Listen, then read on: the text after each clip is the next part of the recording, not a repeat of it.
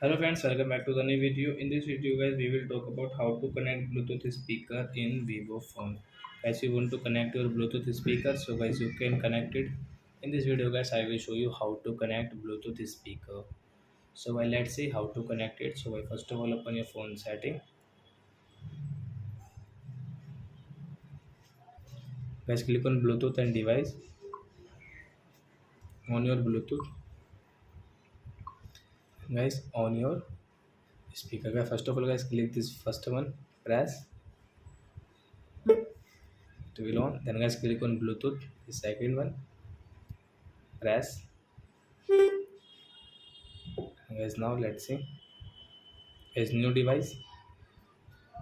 So as you can see guys, the chip will go. So I will click on the chip will go. Guys it will connect automatic in your phone guys. So it will connect. So I hope friends you have understood how to connect Bluetooth speaker in Vivo phone. So that's it guys, thanks for watching our video. Now we will meet on next video with new topic. If you guys please go and like and subscribe my channel. Bye bye friends.